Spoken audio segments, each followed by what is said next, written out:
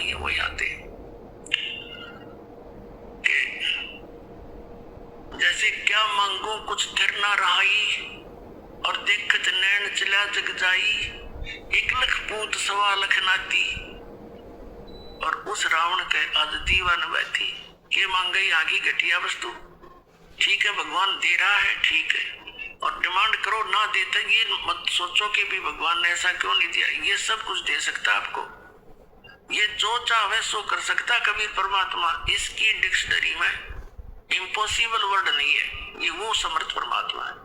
लेकिन बात यही ध्यान में रखना कि डॉक्टर उसी को वही वस्तु अलाउड करेगा जो उसके रोग में बढ़ावा नहीं, रोग ने सहयोगी हो।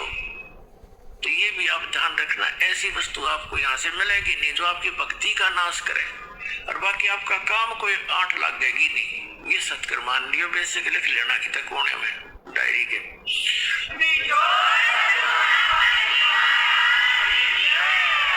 तो क्या बताते हैं कि दुविधा चतुराई, दुविधा दुर्मति चतुराई में जन्म गया नर तोरा रे, और अब भी आन मिलो सत्संग में, और करो गुरु ज्ञान पे गौरा रे, यानी गौर करो इसमें, गड़े ध्यान से विचार करो जो गुरु जी ज्ञान बताते हैं। फिर बताते हैं कि शरण पड़े को गुरु संभाले, जान के बालक भोला रे, और कहे कबीर तुम चरण चित रखो, जो सुई में डोरा रे। जैसे सुई में धागा डाल देते हैं और नीचे गांठ लगा देते हैं, धागा उस सुई के लटकता रहता है, उसके ऐसे चिपटा रहता है, उससे दूर नहीं हो सकता, उसको साथ साथ ले जाएंगे, साथ लटकता जाएगा। कहते हैं शरण पड़े को गुरु संभाले, जान के बालक भोला रे। पुणात्माओं जैसे जितने भी दास ने बहुत इतिहास दिखाए नकली ऋषि में, ऋषियों के संतों के, सभी का विधान है कि जो कर्म में भाग में लिखा है वो तो आपने भोगना ही पड़ेगा। भाग्य में जो लिखा है उसको प्रारब्ध कहते हैं, प्रारब्ध। अब प्रारब्ध में हमने जो दुख भोगने पड़ेगी, फिर भक्ति की आवश्यकता क्या है? कौन करेगा भक्ति?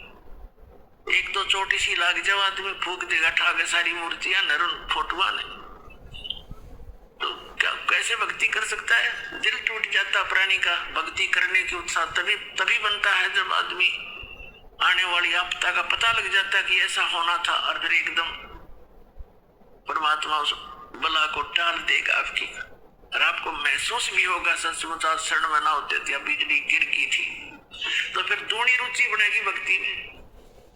तो क्या बताते हैं कि जब तक आप गुरु की शरण में नहीं आते तो तब तक आप बालक थे, भोले बालक थे, और छोटा बच्चा अबोध पड़े में जैसे पालने में लेटा है बच्चा, बेटा या बेटी, और टट्टी पेशाब कर दिया कपड़ों में ही, और हाथ पैर मार के सारे कपड़े भी खराब, पैर पूर भी लथेड़ लिया लपट के टट्टी में, और फिर रोने लगता है, तो माता समझ जाती है कि इसने कोई भूख लगी होगी। वो जाती है तो उसको संभालने के लिए, तो क्या देखती है? सारे कपड़े भी खराब कर रखे, टट्टी भी कर रखी, पेशाब भी कर रखे। तो उसने बालक बुरा नहीं लगता, उसको पता है, इसने पता को नहीं, ज्ञान है मां ने कि इसको पता नहीं, बालक से उसको ऊपर कोई दोष नहीं, कोई क्रोध नहीं करती। उन्हें उठावेगी, धोएगी, मान जाएगी खूब अच्छी तरह, कपड़े धोकर सुखावेगी, नए परावेगी, और छाती गलावेगी, फिर लाड करेगी, दूध पिलावेगी। तो आज जब तक इस शरण में नहीं आते परमात्मा कबीर जी की में, आप ऐसे बच्चे हो, और अनजानपने में ना जाने कितनी गलती करके आप कति छड़ गए, उसमें लथड़े पड़े हो।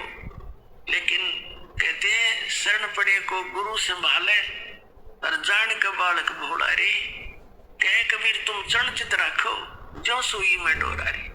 आपका इतना काम है।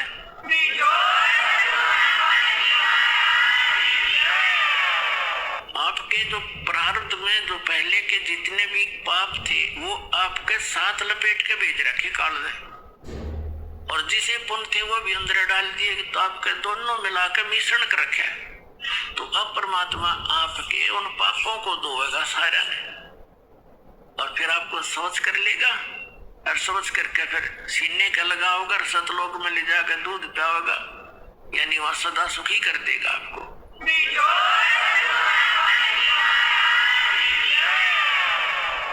शरण पड़े को गुरु संभाल जान कबालक बोरा रे, कहे कबीर तुम शरण चित रखो।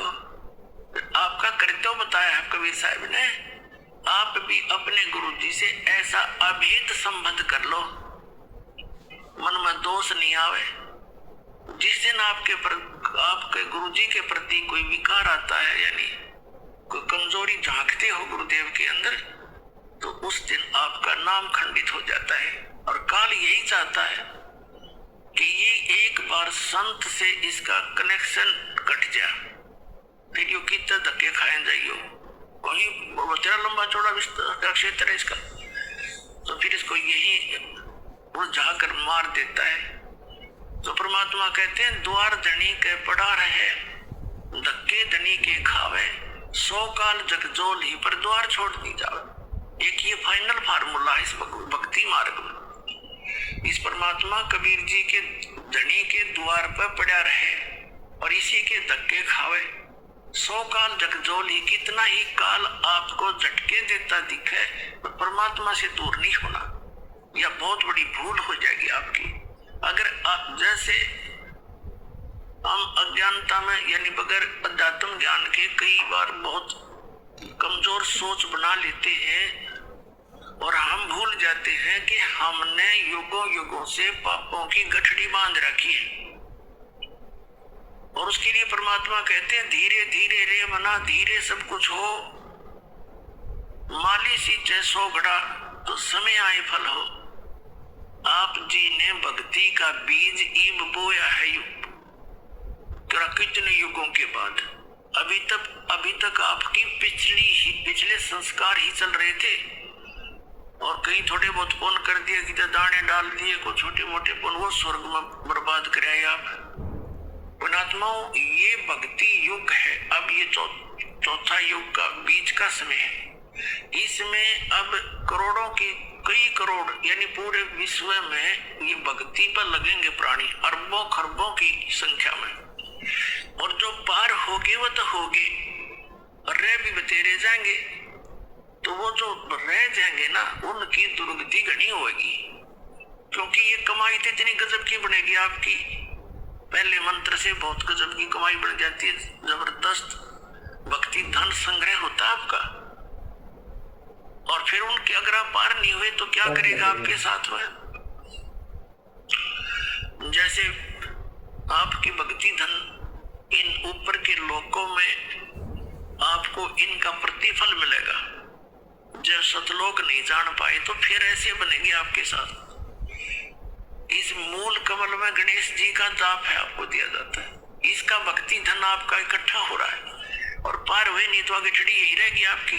फिर ये लुटेरे आपको टर्न बाई टर्न लूटेंगे। आप गणेश जी के लोक में जाओगे, वहां गण बना देंगे आपको, आपकी पूंजी होगी, रेस्टोरेंट तैयार है, उसका कमीशन है इन देवताओं का। जैसे होटल के मालिक होते हैं, उनका कमीशन होता है वो अलग से, यानी उसमें अपना नारा चार्ज लगाते हैं उस बिल में। तो आप कहीं किसी में 10% आपकी कमाई से, किसी में 15%, किसी में 20-25%, ये अपना लेते हैं, तब अपना गुजारा चला रहे हैं। ये कंगाल लोग हैं 21 ब्रह्मांड तक का सतलोक की दृष्टि में। और आप भक्ति के धनी लोग वहां जाते हैं, जैसे यहाँ कुल्लू मनाली में जाते हैं गर्मियों में सेठ लोग, और 10-20 हजार रुपये खराब करके उल्टे फिर आ जाते हैं मुंह लटका के कर्म क्षेत्र में। तो आप इस मूल कमल के मंत्र का जाप जो आपको दिया जाता है गणेश जी के लोक में, वहां ठाठ करोगे, यहाँ के नकली ठाठ। जब वहां आपकी ये पूंजी समाप्त हो जाएगी, उसके बाद आपको भेजेंगे ब्रह्मा जी के लोक में, क्योंकि उसका भी जाप आपने कर रखा है। वहां जब आपकी धन खत्म हो जाएगा, फिर जाओगे विष्णु जी के लोक में, क्योंकि उनका भी आपने धन इकट्ठा कर रखा है, फिर उसके रेस्टोरेंट में वहां रहोगे। उसके बाद फिर जाओगे आप श्री शिव जी के लोक में, उसकी भी कमाई करते हो, मंत्र जाप करते हो। फिर जाओगे दुर्गा जी के लोक में, और वहां भी जब समाप्त हो जाएंगे फिर आपकी 2 मंत्र का जाप और रह गया, ये 2 अक्षर का सतनाम का जाप, तो उससे जाओगे आप फिर ब्रह्मलोक में, इस काल के निज लोक के अंदर। वहां कोई हजारों युगों तक आप उस ब्रह्मलोक में रहोगे। वहां इस ओम के धन को खत्म करके फिर वापस आओगे, और फिर इस सतनाम के अंदर जो दूसरा मंत्र है, इसने काल ने उस ब्रह्मलोक में जीव को धोखा देने के लिए नकली सतलोक, नकली अलखलोक, नकली अगमलोक और नकली अकलोक बना रखे। तो उस पूंजी को फिर ये आपकी वहां बर्बाद कराएगा। फिर रह गया आपका जिसको सार नाम प्राप्त हो गया है और वो पार नहीं हुआ। जरूरी नहीं कि सार नाम मिलते ही पार हो जाओगे, ये तो परमात्मा ने कहा है, राम नाम रटते रहो, राम नाम रटते रहो, जब तक घट में प्राणे, भाई कभू तो दीन दयाल के भनक पड़ेगी कान। परमात्मा कबीर जी कहते हैं, पाकी खेती देख के गर्भियो मत किसान, अब ही झोले, अब हूँ झोले बहुत हैं, घर आले तब जाने।